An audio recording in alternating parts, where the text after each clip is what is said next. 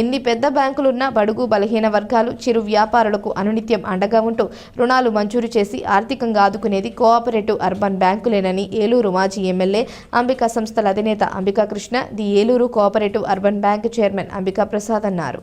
స్థానిక తిలక్ రోడ్లో టెక్యూ బ్యాంక్ నూతనంగా ఏర్పాటు చేసిన రాజమహేంద్రవరం బ్రాంచ్ను రూరల్ ఎమ్మెల్యే గోరంట్ల బుచ్చయ్య చౌదరి ప్రారంభించారు.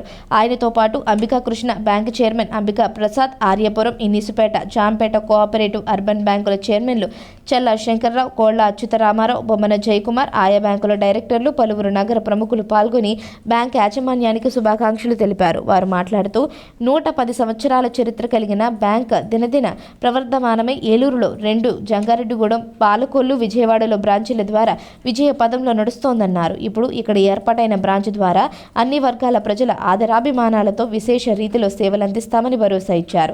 త్వరలో విశాఖపట్నం, అనకాపల్లిలో కూడా బ్రాంచులు ప్రారంభించడానికి సన్నాహాలు చేస్తున్నామన్నారు. 240 కోట్ల టర్నోవర్తో ఆర్బీఐ నిబంధనల మేరకు ప్రతి ఏడాది లాభాలు ఆర్జిస్తూ సమర్థవంతమైన పాలకవర్గం నాయకత్వంలో ముందుకు సాగుతోందన్నారు. Branch CEO M Achyutarao, manager Y Lakshmiprasanna, K Sanjeevarao, Manchala Babji, సహకార శాఖ అధికారులు రొబ్బి విజయశేఖర్ తదితరులు పాల్గొన్నారు. నేను అంబికా ప్రసాద్, నేను 2001లో జనరల్ ఎలక్షన్స్లో నన్ను ఎన్నుకోవడం జరిగింది చైర్మన్గా. అప్పటి నుంచి ఇది 5th టర్మ్గా నడుస్తోంది. అప్పటి నుంచి కూడా నేను చైర్మన్గా ఉన్నాను. ఆ టైంలో బ్యాంకు 17 కోట్లు టర్నోవర్గా నడుస్తున్నటువంటి బ్యాంకు ఈరోజు సుమారు 240 కోట్ల రూపాయలు టర్నోవర్ నడుస్తుంది. ఎటువంటి పొరపాట్లు లేకుండా, ప్రభుత్వాలు లేకుండా బ్యాంకుని డెవలప్ చేసుకుంటూ, దాంట్లో లోపాలు సరిదిద్దుకుంటూ, ఆర్బీఐ నామ్స్ ప్రకారంగా ఆర్బీఐ వారి యొక్క అనుమతితో 2001లోనే ఆర్బీఐ లైసెన్స్ కూడా వచ్చింది.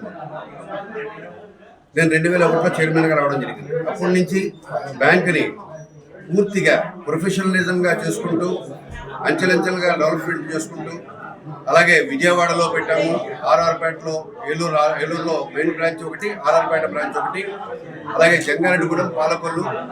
ఈరోజు మీ కళ్ళ ముందు మీ ఊరిలో, మన ఊరిలో రాజమహేంద్రవరంలో ప్రారంభించడం జరుగుతుంది.